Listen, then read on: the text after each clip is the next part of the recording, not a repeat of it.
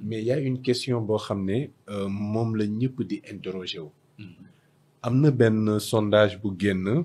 buy wax ne pardon maa ngi jégalu. que l'essence coûte beaucoup plus cher au Sénégal ci espace CEDEAO bi Afrique de l'Ouest. Le prix est à actuellement 990 francs CFA. fi nga xamee ni en Côte d'Ivoire par exemple le prix affiche 875 francs. fi mu gën a moins chéré. ñu ngi am un prix de 499 francs CFA. lan moo justifier prix bi toll foofu ça n'arrive pas à baisser au Sénégal. waaw c'est une question très large. Il faut me préparer à tes questions parce que j'ai des éléments d'illustration. On peut passer à un autre aspect balaa ñu non on va l'illustrer. Ouais. Parce que c'est avec moi. Parce que je me suis essayé dans le trading pétrolier. Ouais. Mais boo xoolee la structure des prix des hydrocarbures. C'est terrible. Parce que la tonne métrique, c'est-à-dire les 10 000 litres environ. 10 000 litres. La tonne métrique fait un peu plus de 10 000 litres, mais résumons à 10 000 litres. Ouais. Est vendu CIF Dakar à environ actuellement $530. 530. Les $530. Attends, on va faire un calcul pour les internautes. 530. Le dollar, regarde-moi le cours du dollar, c'était à 618 la dernière fois. Donc, 530 multiplié par combien? Le cours du dollar aujourd'hui?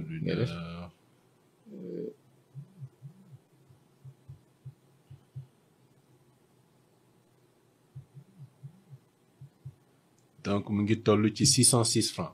606, comme le dollar est en train de baisser. Oui. Donc, multiplié par 606. 606 francs.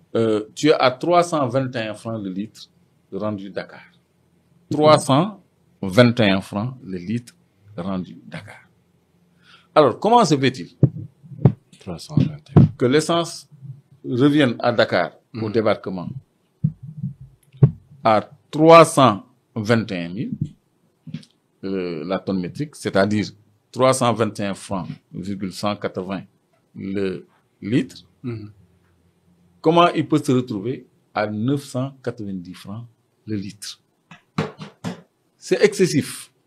Coût de distribution yi. Coût de distribution Taxes yi et tout ça. Voilà. Xaaral ma wax la. La distribution. Il y a d'abord ce qu'on appelle le creux. Creux mooy le stockage d'hydrocarbures mooy bandi yu rond yooyu. Ouais. Dans le jargon on l'appelle creux. Parce que balaa ngay importer sax gasoil, essence, kérosène ak yooyu. Raffinerie bi lay jaay ce fournisseur balaa mu lay livrer da lay laaj TSA. Tank Storage Agreement. mooy attestation de creux. pour wane ni bateau bi bu ñëwee. du taxawaalu di fay ay surestaries wala ay taxes de milliers de dollars, de dizaines de milliers de dollars par jour. Mais que dinañ ko mën a stocké. décharger. Décharger, oui. Stocké ko. Donc attestation boobu ngay am avant le départ avant ñu lay jaay këyit yooyu yëpp da nga koy am ak toutes les certifications. loolu ça ne change rien au prix. Le creux ici au Sénégal est donné à environ 5 francs le litre. 5 francs. waaw am na ñu koy réserver man tey jii su ma amee attestation de creux de 20 000 tonnes métriques yow nga indi sa navire nga soxla creux ma defal la certificat tiers détenteur nga stocké ci sama creux man ma defal la certificat boo xam ne malgré sama creux nga ko def mais yow yaa ko moom ma defal la tiers détenteur léegi man dama la koy jaayee 15 francs le litre et c'est généralement les prix acceptés dans le marché. Donc yow foofu sax ay affaire nga fa yoo xam ne dañuy réserver ay nit ay creux comme ça ñiy importer ils sont obligés de sous-traiter avec eux alors que Petrosen da leen koy jox à des conditions beaucoup plus avantageuses. ñoom ñu joxewaat ko maliens yi station essence yeeg yooyu 3 fois à 4 fois plus cher. Donc, bu xatee kër mën na dem sax ba 20 francs le litre. Donc, supposons, pour le stockage, nous avons la moyenne de 15 francs, qui s'ajoute à 321. Xam nga loolu, agogo 350 ba léegi. Ça, c'est le creux. Maintenant, le transport. On va prendre le transport le plus cher. Moi, Mali. Ça varie entre 35 et 50 francs. Selon les sociétés. Mais l'ingel li gën a cher, 50 francs le litre. Donc, 321. Plus 15 francs de creux. Ça, c'est le maximum, hein?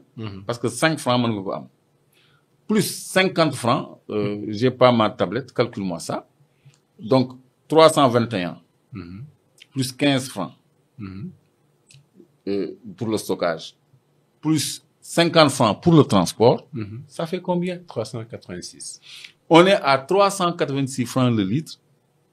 La plupart des charges comprises. Maintenant, il reste la taxe de l'État. Qu'est-ce qui reste? Et la marge du revendeur. Donc, entre la taxe de l'État et la marge du revendeur, il y a 990 francs moins 380, c'est ça, hein? Calcul. 604.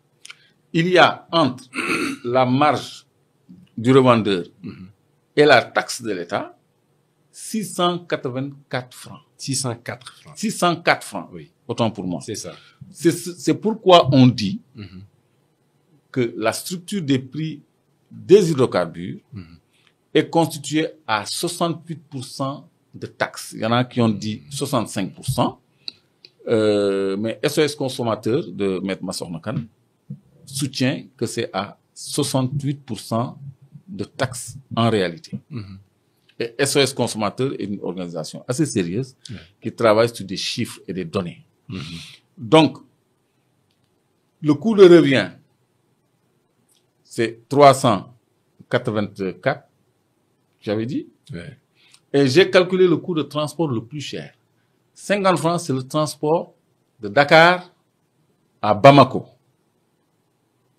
Donc, c'est moins cher quand tu amènes chez Elton. C'est moins cher quand tu amènes chez Edeka. C'est moins cher quand tu amènes chez Dia Oil, chez Shell, chez Total, chez les distributeurs qui sont dans le territoire national. Rawatina nak à Dakar. Parce qu'il y en a beaucoup qui sont à Dakar aussi. Ouais. Mais, ça va coûter le même prix à Dakar qu'à Kédougou, qu'à Tambacounda, qu'à Ziguinchor. Malgré la variation des coûts de transport. Et c'est le Sénégal qui fournit le Mali, par exemple. Le Mali a un quota au Sénégal, mais le Sénégal fournit également le Mali par des privés. Par des privés, d'accord. Les privés qui font venir des hydrocarbures, maintenant il y a des clients maliens. Les Maliens, c'est de grands acheteurs d'hydrocarbures, mais aussi mini nek Kédougou. Les Chinois qui sont là-bas, les Indiens qui sont là-bas. Oui. Mais dañuy jënd carburant bu bari tamit. Et les gens ne s'en rendent pas compte parce que ñooñu dañu am seeni propre centrale électrique yu ñuy tourner loolu. Donc loolu yëpp day ñëw ci importation. Mais pour revenir au prix à la pompe. Oui. bu fekkee ni man risee la. maanaam ma jëlee ci raffinerie bu nekk Qatar par exemple. indi ko fii Sénégal. mu dikkee ma 384 francs nga trouvé hein. Oui. Donc moi je mets juste ma marge. Parce que 384 francs yooyu dafa inclure le transport au Mali. Mais de la réalité, transport Mali bokku ci. Je dis à EDK ou à Shell, à Total, à Elton, etc. Moi, je vous vends le litre à temps. Donc, généralement, les resellers vendent à 450 francs. Ici au Sénégal. 450 francs, c'est un prix pas exagéré. Les Maliens achètent aussi à ce prix, yóbbu seen dëkk. Moom moo tax ñoom seen état du ci teg taxe yi ci suñu état ñun di teg moo tax mu gën a yomb foofu pour répondre enfin à ta question parce que maa ngi doon mel ni kuy digresser. Mais dama bëggoon ñu appréhender les éléments qui rentrent dans la structure des prix ak lan moo koy gonfler loo ak qu'est-ce que ça coûte à l'arrivée à Dakar. Léegi man li ma lay wax nii yëpp dafa am firnde ah. Oui. Parce que j'ai des de documents que je vais donner à la régie qui prouvent que CIF Dakar, c'est 500 tonnes. À l'époque, c'était même $410. Demoon na ba $410, mais dafa yéeg temps yi. Donc loolu moo tax carburant cher Dakar. Parce qu'on a trouvé une différence de 604 francs entre le prix du carburant vendu, transporté et distribué à Dakar, avec comme prix référentiel le transport à Bamako. Donc, ça ne peut pas être plus cher qu'à Dakar. Ouais. On a pris les maxima pour arriver à 384 francs. Quand on a pris les maxima, à Goudou, ça 400 francs. Légui, à supposer que revendeur bi tek une marge bénéficiaire de 100 francs. Lolo sax dafa bëri. On serait à 480. État bi tek nu mu tuddati une marge de 100 francs également.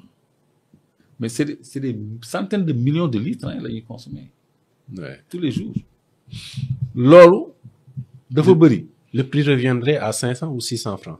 684 francs. Disons 690 pour l'essence. Donc, il y a encore une marge. On est à 990.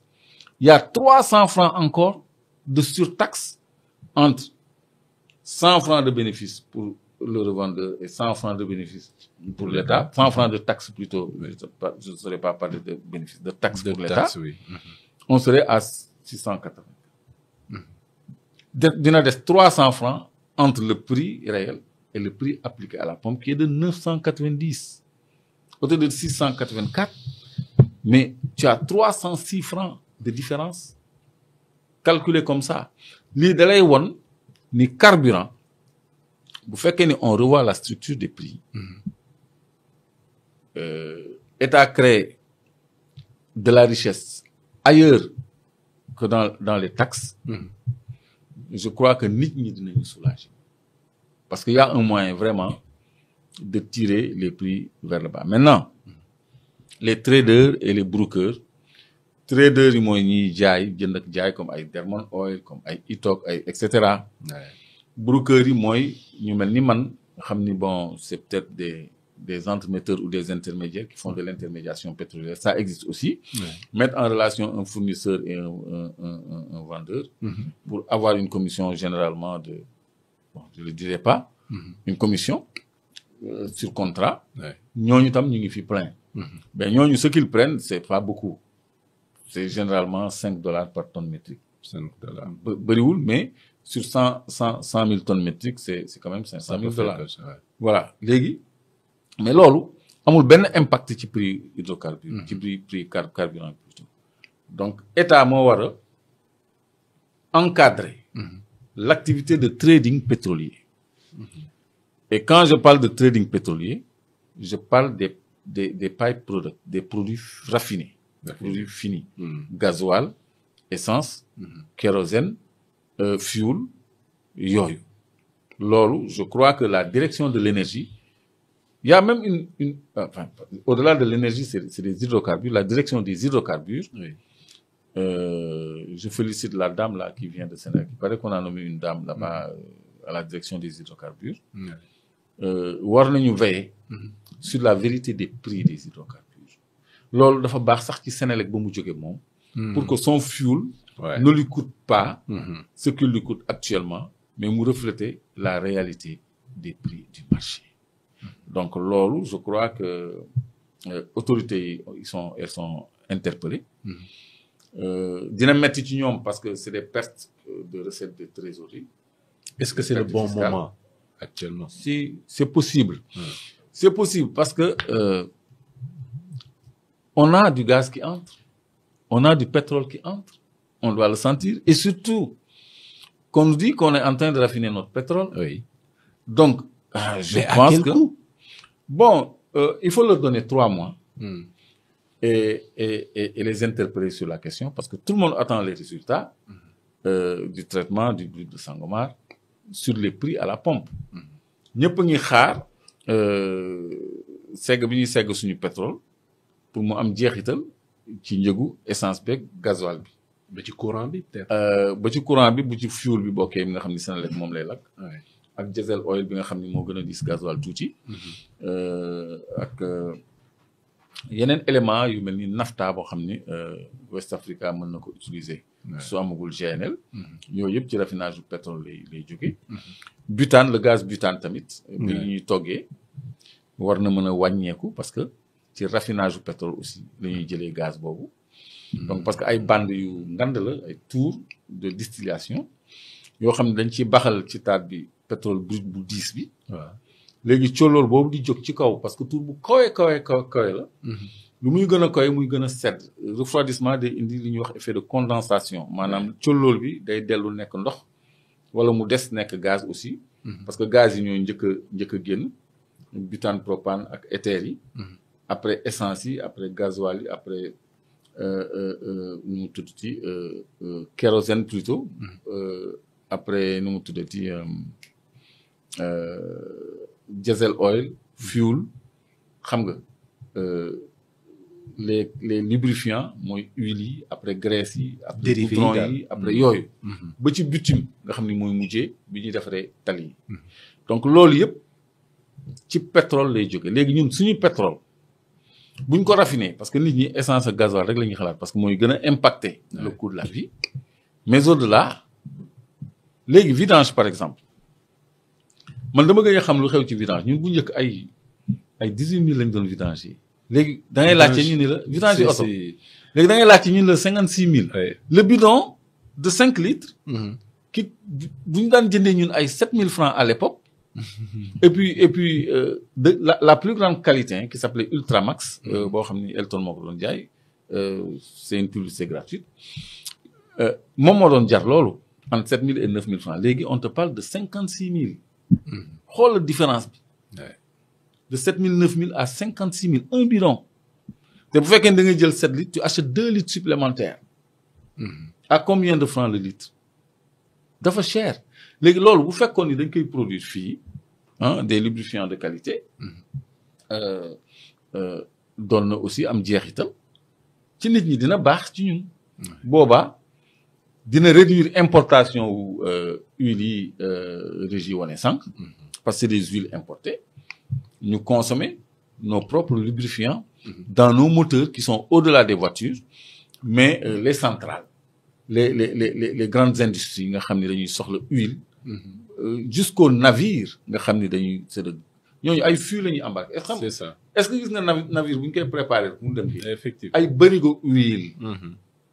lay embarquer parce que c'est des moteurs Perkins qui ne s'arrêtent jamais Perkins Baudouin et Caterpillar Deutz donc c'est des moteurs qui fonctionnent à plein régime ils ont tout le temps besoin de lubrifiant donc raffinage suñu pétrole retombées yooyu la war a am.